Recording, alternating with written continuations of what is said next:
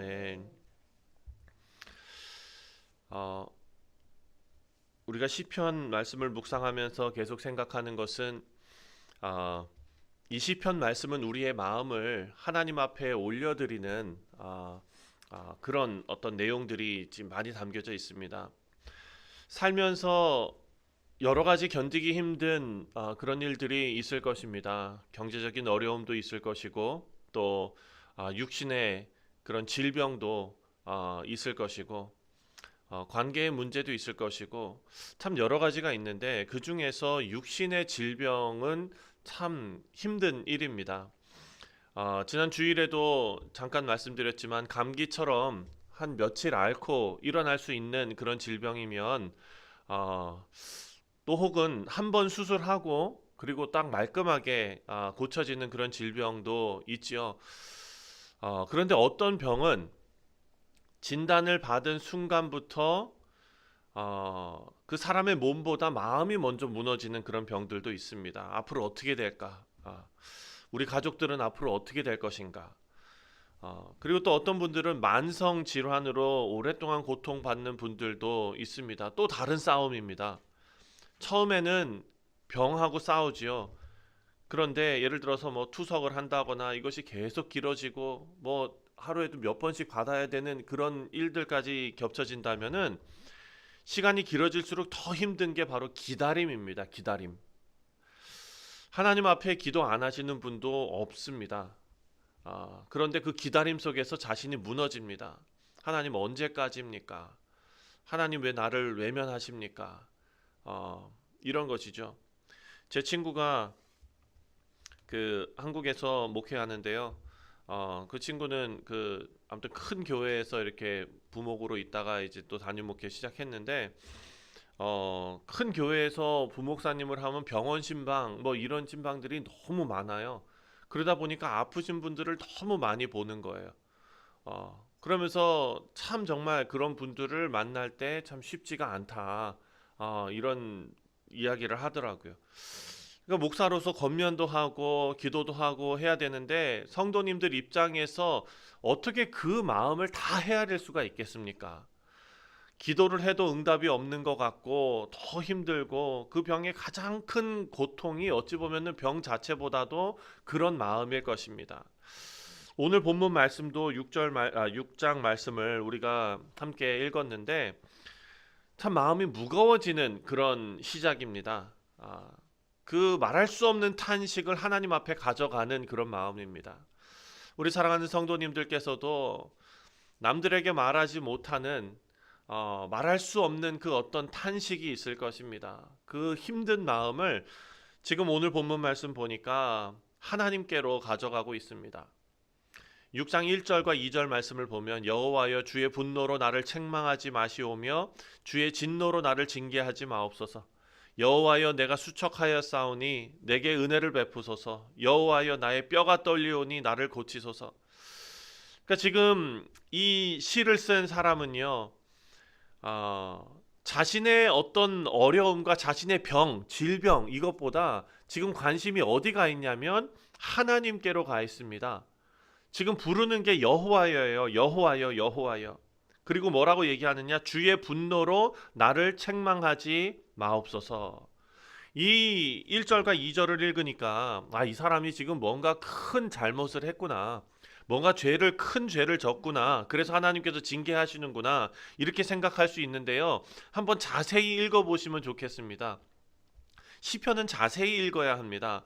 그 1절과 2절을 보면은요. 이 시인이 자기 죄를 구체적으로 고백한 부분이 한 번도 나오지 않습니다.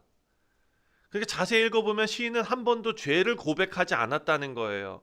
그럼에도 불구하고 이렇게 이야기한 것, 나를 책망하지 마시오며 얘기한 거는 뭡니까? 지금 자신이 하나님의 진노 아래 있는 것처럼 느껴진다는 거예요. 네. 내가 하나님 앞에 징계를 받고 진노를 받을 만한 어떤 일을 한 것이 아니라 지금 내 상황과 내 삶이 하나님께서 나를 징계하시는 것 같고 진노하시는 것 같이 느껴진다는 것입니다. 왜 그렇습니까? 고난이 길어지면 이유를 찾게 된다는 것입니다. 하나님께서 나를 벌하시는 것이 아닌가. 예. 그럼에도 불구하고 이 시인은 지금 큰 일을 해냈습니다. 어떤 일을 해냈느냐? 하나님께 가지고 간 것입니다. 여기서 믿음이 드러납니다. 믿음은 의심이 없는 상태가 아닙니다. 흔들리지 않는 상태가 아니라 의심을 가지고도 하나님께 나아갈 수 있다는 것 자체가 믿음인 것입니다. 여기서 뭐라고 얘기하냐면 나의 뼈가 떨린다라고 말합니다. 나의 뼈가 떨리오니. 성경에서는요, 뼈는 사람의 가장 깊은 존재를 말합니다. 아담이 하와를 얻었을 때 뭐라고 얘기했습니까? 네, 그렇죠. 예, 살 중에 살이고 뼈 중에 뼈요. 이렇게 얘기하지 않았습니까? 나의 가장 깊은 존재를 가르치는 것입니다. 그런데 지금 이 시인은 뭐라고 얘기합니까? 뼈가 떨린다. 다시 말해서 존재 자체가 흔들린 것입니다. 지금 겉만 아픈 게 아닙니다. 존재 자체가 병이 오래되고 몸만 아픈 것이 아니라 마음도 약해져 있고 이제 믿음도 흔들려져 있고 희망도 작아져 있고 그런데 시인이 붙드는 게 딱 하나예요. 뭐냐면은 내게 은혜를 베푸소서. 하나님 아버지 나에게 은혜를 베풀어 주옵소서. 오직 은혜. 우리가 어제도 생각하지 않았습니까? 다윗이 하나님 앞에 나아가는 우리 신앙의 출발점이 다른 것이 아니라 은혜가 우리 신앙의 출발점이었다. 고난 앞에서 우리가 붙들 수 있는 마지막 소망. 하나님 내가 이런 일 하지 않습니까? 나를 건져 주옵소서가 아니라 하나님 은혜로 나를 건져 주옵소서. 6장 4절 말씀입니다. 여호와여 돌아와 나의 영혼을 건지시며 주의 사랑으로 나를 구원하소서. 아멘. 돌아와. 하나님께서 정말 떠나가셨다라는 뜻이 아닙니다. 시인이 지금 그렇게 심정적으로 느끼고 있는 것입니다. 왜 그렇습니까? 아까도 말씀드린 것처럼 말씀은 읽는데 마음이 계속 메말라 있고 기도는 하는데 응답이 없는 것 같고 예배는 드리는데 내가 느껴지는 것은 없고 사랑하는 성도님들 우리는요 하나님 앞에 신앙생활하고 예배드리고 하는 모든 일에서 내 느낌 위주로 판단하면 절대로 안 된다라는 것을 우리는 꼭 깨달아야 합니다. 예배가 하나님 앞에 올려지는 그런 예배, 하나님께서 받으시는 예배는 성경에 하나님께서 정해 주셨습니다. 어떻게 예배를 드려야 할지를 하나님께서 말씀하셨습니다. 그런데 어느 날 예배 드릴 때는 내가 마음이 뜨거워지고 막 그냥 뭐 찬송도 막 그냥 신나는 거 불러가지고 뭐 기분이 좋아지고 이랬을 때 내가 은혜 받았다 이렇게 얘기하면 누구 기준입니까? 내 마음 기준인 거예요. 내 기분이 기준인 거예요. 절대 그렇게 할 수 없습니다. 오늘 본문 말씀을 봐도 마찬가지입니다. 시인이 그렇게 느끼고 있다. 그런데 하나님께서 정말 떠나셨습니까? 아닙니다. 하나님 떠나지 않으셨습니다. 그래서 주의 사랑으로 나를 구원하소서 이렇게 말합니다. 조건 없이 언약을 끝까지 지키시는 하나님의 그 신실한 사랑. 내 마음 상태는 오늘 변하고 내일 변합니다. 오늘 절망에 빠졌다가도 내일은 주님으로 인해서 소망을 얻을 수 있는 우리의 마음입니다. 그러나 그 마음도 우리가 의지할 것이 아닙니다. 오늘은 괜찮아졌다고 해서 내가 괜찮다가 아닙니다. 괜찮은 것은 무엇이 괜찮으냐? 나를 붙들고 계시는 변하지 않는 하나님의 언약, 그것을 지키시는 신실하신 하나님의 사랑, 그것이 우리가 의지해야 할 곳인 줄 믿습니다. 6절 말씀을 보면 내가 탄식함으로 피곤하여 밤마다 눈물로 내 침상을 띄우며 내 요를 적시나이다. 자, 시적인 표현이긴 하지만 이 시인이 얼마나 힘들었을까가 느껴지지 않습니까, 여러분? 밤마다 얼마나 울었길래 침상이 띄워진다 그러잖아요. 예. 눈물이 흘러가지고 이게 물이 차올라서 침상이 물에 둥둥 떴다는 얘기 아닙니까? 우리 사랑하는 성도님들 우리는 사람들 앞에서는 웃습니다. 네. 주일날 함께 예배 드리면은요 문제 있는 분은 한 분도 없습니다. 예. 아픈 분들도 없어요. 누구 앞에서는 다 항상 웃습니다.